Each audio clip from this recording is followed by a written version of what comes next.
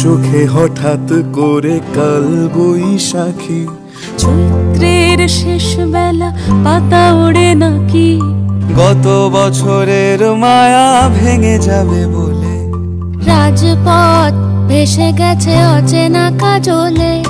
দু চোখে হঠাৎ করে কাল বৈশাখী, চৈত্রের শেষ বেলা পাতা ওড়ে নাকি, গত বছরের মায়া ভেঙে যাবে বলে, রাজপথ ভেসে গেছে অচেনা কাজলে।